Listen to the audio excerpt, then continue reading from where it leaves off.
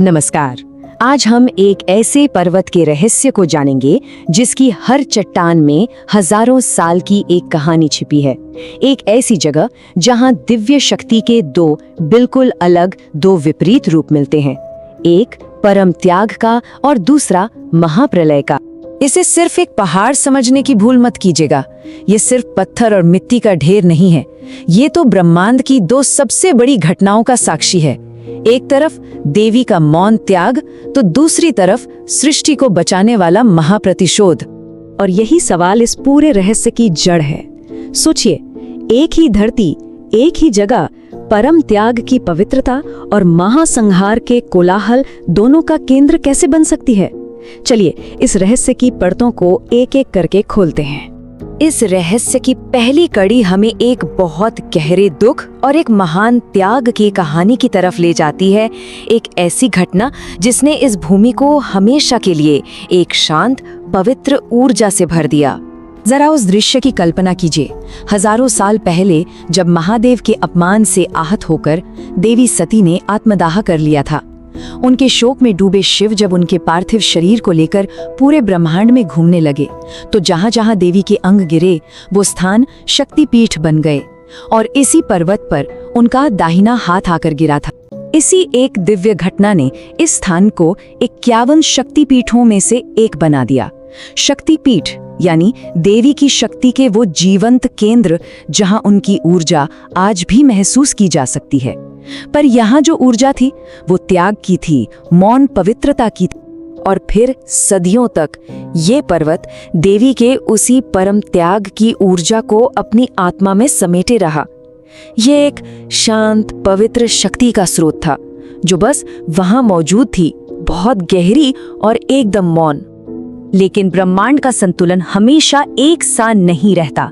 सदियों की इस शांति के बाद अंधकार से एक ऐसी शक्ति का उदय हुआ जिसने सृष्टि के अस्तित्व को ही चुनौती दे डाली। अब समय था एक आवाहन का, प्रलय के आवाहन का। महिषासुर, एक ऐसा असुर जिसे वरदान था कि कोई देव, दानव या पुरुष उसे मार नहीं सकता। उसके अहंकार और उसकी क्रूरता से तीनों लोग कांप रहे थे। धर्म का नाश हो रहा था और सारे देवता असहाय थे। जब सारी शक्तियां, सारे अस्त्र शस्त्र विफल हो गए, तब देवताओं की नजर उस ऊर्जा पर पड़ी जो त्याग में छिपी थी। उन्हें अब एक ऐसी शक्ति चाहिए थी जो किसी भी बंधन से परे हो, और उनकी खोज उन्हें उसी पवित्र पर्वत पर वापस ले आई। अब समय आ गया था कि त्याग की वो शांत ऊर्जा प्रतिशोध की ज्वाला बने। पवित्रता को अब संहार का रूप लेना था, और फिर जो हुआ उसकी कल्पना किसी ने भी नहीं की थी। ठीक उसी पवित्र स्थान पर जहां सती का अंग गिरा था, एक महाविस्फोट हुआ। पहाड़ की वो कठोर चट्टानें ऐसे टूटकर बिखर गईं मानो कागज की बनी हो, और उस चट्टान के गर्भ से त्याग की वही ऊर्जा एक विराट, एक अकल्पनीय स्वरूप में प्रकट हुई। ये कोई साधारण देवी नहीं थी, ये स्वयंभू शक्ति थी, जिन्होंने स्वयं जन्म लिया था, जिन्हें किसी ने बनाया नहीं था। देवी ने अपनी 18 भुजाओं वाला विराट रूप प्रकट किया। हर भुजा में ब्रह्मांड की एक अलग शक्ति समाई हुई थी। याद रखिए, ये रूप किसी ने बनाया नहीं, ये स्वयं प्रकट हुआ था, स्वयंभू। तब सारे देवताओं ने अपनी बची खुची शक्ति को उसी स्थान पर केंद्रित किया और अपने सबसे शक्तिशाली अस्त्र शस्त्र देवी को सौंप दिए। और फिर इसी सप्तशृंगी पर्वत पर धर्म और अधर्म का वो महायुद्ध हुआ, जिसके अंत में देवी ने महिषासुर का संहार करके ब्रह्मांड को बचा लिया। तो अब इस स्थान का अद्भुत रहस्य देखिए। जहां सती के अंग गिरने से त्याग की पवित्र ऊर्जा स्थापित हुई, वहीं महिषासुर का वध करने के लिए संहारक शक्ति प्रकट हुई। मतलब त्याग ही प्रतिशोध का आधार बना।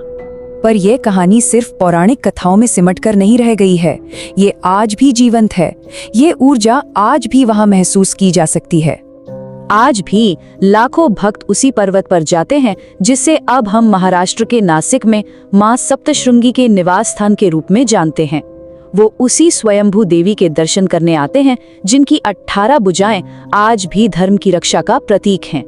जब कोई वहां जाकर खड़ा होता है तो ये महसूस कर सकता है कि त्याग से जन्मी शक्ति कितनी प्रचंड, कितनी विराट हो सकती है। ये सिर्फ एक कहानी नहीं है, ये उस दिव्य ऊर्जा का साक्षात अनुभव है जो आज भी वहां मौजूद है। जय मां सप्तशृंगी।